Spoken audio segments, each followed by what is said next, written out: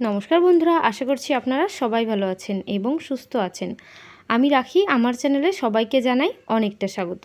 তো বন্ধুরা, মেয়েরা সকাল থেকে রাত পর্যন্ত সংসারে কিন্তু নানান কাজে ব্যস্ত থাকে।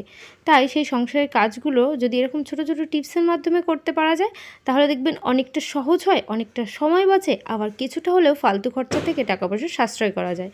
তাই আমি চলে এসেছি আমার প্রথম টিপসে এখানে আছে ধূপকাঠি। তো আমরা যখন সন্ধ্যা প্রদীপ দিয়ে ধূপকাঠি জ্বালাই, দেখবেন কিছু সময়ের মধ্যে, মানে একেবারে অল্প সময়ের মধ্যে ধূপকাঠিটা পুড়ে শেষ হয়ে যায়। তো এই যে একটা সমস্যা, দীর্ঘ সময় ধরে ওর ঘ্রাণটা এবং ধূপকাঠিটা না জ্বলে না। তো আমরা কি করব, এই ধূপের মধ্যে আমরা যদি সামান্য ঘি লাগিয়ে দিতে পারি।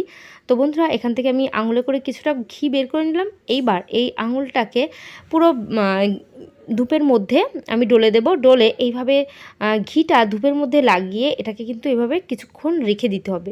কিছু সময় রাখলে কিন্তু এই ঘিগুলো একেবারে শুকিয়ে যাবে। তো বন্ধুরা, দেখতেই পাচ্ছেন আমার কিন্তু ধূপের মধ্যে ঘি বেশ ভালোভাবে লাগানো হয়ে গেছে। এটাকে আমি কিছু সময়ের জন্য রাখবো। রাখার পর আমি আবারও কিন্তু ধূপ নিয়ে ফিরে আসছি। তো বন্ধুরা, আমার কিন্তু এইভাবে কিছু সময় রাখা হয়ে গেছে। এইবার দেখতে পাচ্ছেন ধূপের গায়ে কিন্তু কোনো ঘি দেখা যাচ্ছে না, একটু শুকিয়েও গেছে। এইবার ধূপটাকে আমি জ্বালাবো, জ্বালিয়ে দেখিয়ে দিচ্ছি। এইবার এইভাবে যদি ঘি লাগিয়ে ধূপটা জ্বালিয়ে দেন, তাহলে যদি ধূপ 5 মিনিট জ্বলতো, সেখানে কিন্তু হামেশাই 7-8 মিনিট তো জ্বলবেই। তো বন্ধুরা, এই যে ধূপ একটু বেশি সময় জ্বলবে, এই কাজটুকুই যদি আপনারা করেন, ছোট্ট একটা কাজ যদি করতে পারেন, দেখবেন ধূপ অনেকটা সময় পর্যন্ত জ্বলবে। তো বন্ধুরা, আশা করছি আমার এই টিপসটা আপনাদের অনেকটা কাজে আসবে এবং অনেকটা ভালো লেগেছে। যদি ভালো লাগে অবশ্যই কিন্তু একটু কমেন্ট করে জানিয়ে দেবেন এবং পরিবারের সবার সঙ্গে শেয়ার করতে একদম ভুলবেন না। তো চলে এসেছি পরবর্তী টিপসে বন্ধুরা, এখানে আছে মিক্সার জার। তো আমরা যখন মিক্সার জারে মশলা পেস্ট করি, দেখবেন অনেকটা সময় এই যে ঢাকনার যে রাবারটা থাকে, ঢিলা হওয়ার কারণে আমরা যতই মশলাপাতি পেস্ট করি না কেন, সেটা বারবার এই গা দিয়ে বেয়ে বেয়ে পড়ে যায়, সেই জায়গাটা নোংরা করে দেয়। তো অনেকটা সমস্যার মধ্যে পড়তে হয়, কারণ আমরা এই মশলাপাতি পেস্ট করছি, বাটছি, তাতে মিক্সার মেশিনটাও খারাপ হচ্ছে, মানে এই যে মশলা পড়ে যাচ্ছে। তো যখনই দেখবেন এরকম সমস্যা হচ্ছে, তখন একটা কাজ করে নেবেন। রাবারটা যখনই ঢিলা হয়ে যাবে, তখন আমরা এইভাবে যে রাবারগুলো, প্রত্যেকের বাড়িতে পাতলা রাবারগুলো আছে, সেই পাতলা রাবারগুলোকে আমরা এই ঢাকনার মধ্যে পরিয়ে দেব। এইভাবে 2-3টে রাবার যদি আপনারা পরিয়ে দিতে পারেন, তাহলে কিন্তু বেশ টাইট হয়ে যাবে জায়গাটা এবং খুব সহজে আমরা কিন্তু মিক্সার মেশিনের সাহায্যে মশলা পেস্ট করতে পারবো, যার ফলে সেই জায়গাটা নোংরা হবে না, মিক্সার জারের গায়ে পড়বে না, মিক্সার মেশিনটা নষ্ট হবে না। তো বন্ধুরা, এইভাবে আপনারা যদি কাজটা করতে পারেন, তাহলে দেখবেন আপনাদের মিক্সার মেশিনটাও অনেকটা দিন পর্যন্ত ভালো থাকবে। ছোট্ট একটা কাজ, রাবার আটকে দিলেই যদি এই সমস্যা থেকে রেহাই পাওয়া যায়, তাহলে আমরা কেন এই টিপসটা ফলো করব না। তো বন্ধুরা, আশা করছি আমার এই টিপসটাও আপনাদের অনেকটা কাজে আসবে, অনেকটা ভালো লেগেছে। তো আমি এখন চলে যাব আমার পরবর্তী টিপসে বন্ধুরা, এখানে আছে জিন্স প্যান্ট। তো দেখবেন এই জিন্স প্যান্টগুলো আমরা যখন ভাঁজ করে আলমারির মধ্যে হ্যাঙ্গারে করে গুছিয়ে রাখি, তো হ্যাঙ্গারে রাখলে অনেকটা সময় কি হয়, এই যে হ্যাঙ্গারের মধ্যে আমি ঢুকিয়ে দিলাম, ঢোকানোর পর এইভাবে একটা জায়গায় রাখলে বারবার করে এদিক থেকে ওদিকে স্লিপ হয়ে পড়ে যায়। আবার আলমারির মধ্যে যেহেতু অনেকটা জামাকাপড় গোছানো থাকে, সেই একটা জামাকাপড় পাড়তে গিয়ে আরও কিন্তু এই ধরনের প্যান্ট সব স্লিপ করে পড়ে যায় এই হ্যাঙ্গার থেকে। তো এই যে একটা সমস্যা, মানে এই যে দেখতে পাচ্ছেন ঢুকিয়ে রাখলাম, এইভাবে ঢুকিয়ে রাখলেই কিন্তু নাড়াচাড়া লাগলেই প্যান্টগুলো পড়ে যায়, তখন এক্সট্রা করে আবার খাটতে হয়, সেইগুলো আবার গোছাতে হয়। তো এই যে একটা সমস্যা, সেই সমস্যা থেকে কিভাবে রেহাই পাবেন, চলেন দেখিয়ে দিই যে কিভাবে প্যান্টগুলোকে ভাঁজ করে রাখবেন হ্যাঙ্গারের মধ্যে। আমি প্রথমে এই প্যান্টটাকে পুরো খুলে লম্বা করে নেব। তো এইভাবে আপনারাও রাখবেন। রাখার পর প্যান্টগুলোকে ভাঁজ করতে হবে। তো বন্ধুরা, কিভাবে ভাঁজ করলে প্যান্ট পরবে না একটু লক্ষ্য করে দেখবেন, তাহলে কিন্তু বুঝতে পারবেন। যদি একটু স্কিপ করেন, তাহলে কিন্তু ভিডিওটা সম্পূর্ণ বুঝতে পারবেন না। তো আমি এইভাবে লম্বা করে বিছিয়ে দিলাম। এইবার লম্বা করে ওর পাগুলো একটার পরে একটা ভাঁজ করতে হবে। কিভাবে কাজটা করছি দেখবেন। এই যে দেখতে পাচ্ছেন, একটা পা ফোল্ড করলাম, এইবার আরও একটা পা পাশ থেকে আমি কিন্তু ফোল্ড করে দিলাম। এবার এই যে ফোল্ড করার পর আমার কাজ করতে হবে। এবার এই প্যান্টটাকে এইভাবে ভাঁজ করে নেওয়ার পর এর মধ্যে কিন্তু হ্যাঙ্গার আমরা দিয়ে দেব। তো এইভাবে পাটা একটু, মানে একেবারে কোমরের দিকে নিয়ে যাবেন না, সামান্য একটু নিচের দিকে রাখবেন।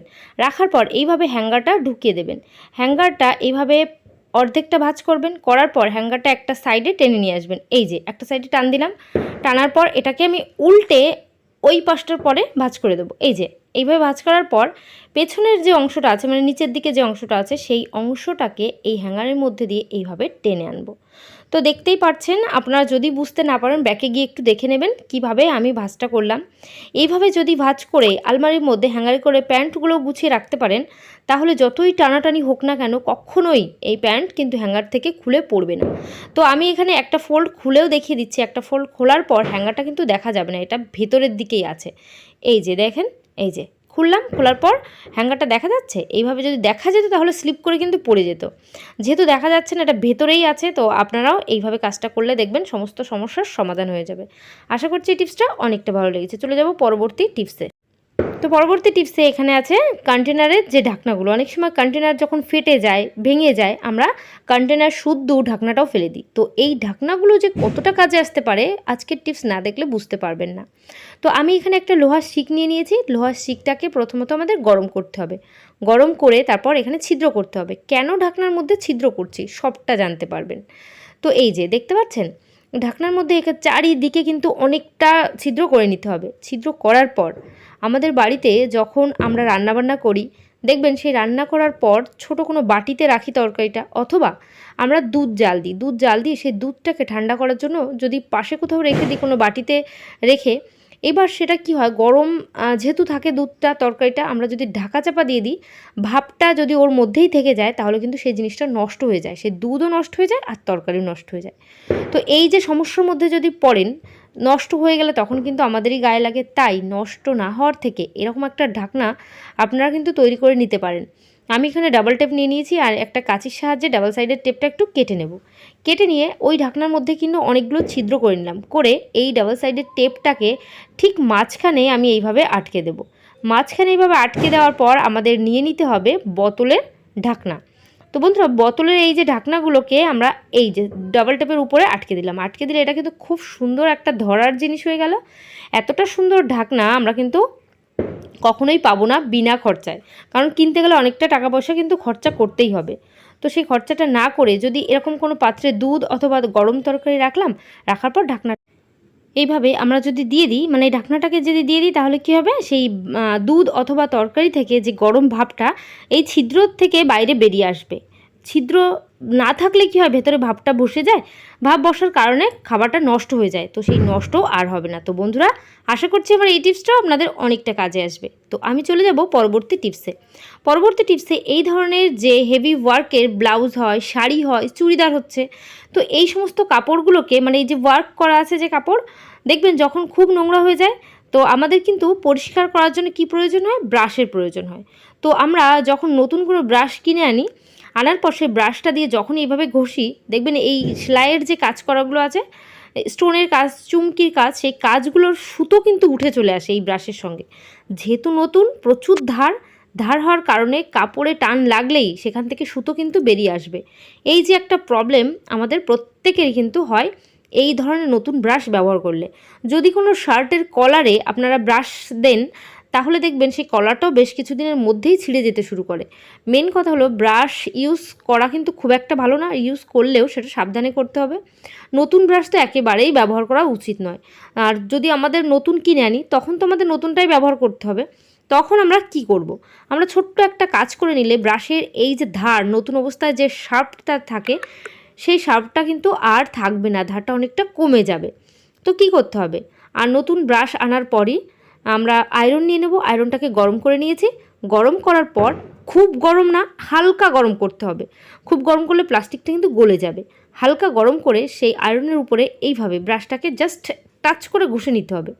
এইভাবে যদি ঘষে নেন, তাহলে এই ব্রাশের মাথায় যে ধারটা আছে না, সেই ধার আর থাকবে না। খুব সহজে কিন্তু জামাকাপড়গুলোকে ব্রাশ করা যাবে। পরিষ্কার করার জন্য আমরা কিন্তু সবাই হাত দিয়ে ঘষলে পরিষ্কার হয় না খুব নোংরা হলে। তার জন্য কিন্তু ব্রাশের অবশ্যই প্রয়োজন হয়। তাই আমরা ব্রাশটাকে এরকম আয়রনের মধ্যে একটু টেনে নিলে দেখবেন ধার থাকবে না, কোনো সমস্যা হবে না। খুব সহজেই আমরা আমাদের ব্রাশের সাহায্যেই জামাকাপড়গুলো পরিষ্কার করে নিতে পারবো। তো বন্ধুরা, আশা করছি আমার এই টিপসটা আপনাদের অনেকটা কাজে আসবে। তো আমি এই ব্রাশের আরও একটা উপায় দেখিয়ে দেবো। বন্ধুরা, ব্রাশগুলো যে দেখবেন কিছুদিন ব্যবহার করতে করতে ধার কিন্তু চলে যায় আপনা। তো সেই কিছুদিন মানে কি 1 থেকে 2 সপ্তাহ ব্যবহার করতেই হবে। তো সেই 1 থেকে 2 সপ্তাহ ব্যবহার করতে গেলেও তো নতুন থাকে। তখন আমরা কি করব, নিয়ে নেব এরকম নেল পলিশ। নেল পলিশের সাহায্যেই আমরা কিন্তু এই সমস্যার সমাধান করতে পারবো অন্তত 1 থেকে 2 সপ্তাহ। তো এখানে কোনো কালারিং নেল পলিশ নেব না, তাহলে ব্রাশটার মধ্যেই কালার হয়ে যাবে। আমি ট্রান্সপারেন্ট যে নেল পলিশ আছে, ট্রান্সপারেন্ট নেল পলিশ নিয়ে আমরা কিন্তু পুরো ব্রাশের উপরে, এই যে দাঁতগুলো আছে ব্রাশের, এই দাঁতের উপরে পুরো নেল পলিশের একটা কোটিং করে দেবো। এইভাবে নেল পলিশের যে কোটিংটা করে দিলে না, ওই ব্রাশের যে ধারটা আছে সেই ধারটা আর থাকবে না। খুব সহজে কিন্তু ধারগুলো 1 থেকে 2 সপ্তাহ মতো কম থাকবে। মানে কম থাকার কারণে দেখবেন এর যখনই কোনো ব্রাশ করছি কোনো জামা কাপড়ে, সেখান থেকে সেলাই খুলে যাচ্ছে না, ছিঁড়ে যাচ্ছে না, কোনো সমস্যাই হচ্ছে না। তো বন্ধুরা, আশা করছি আমার এই টিপসটা অনেকটা কাজে আসবে, অনেকটা ভালো লেগেছে। যদি খুব ভালো লাগে অবশ্যই কিন্তু পরিবারের সবার সঙ্গে শেয়ার করবেন, বন্ধুদের সঙ্গে শেয়ার করবেন। তো আজকের ভিডিও এখানেই শেষ করলাম। সবাই ভালো থাকবেন, সুস্থ থাকবেন। তো বাই, টাটা।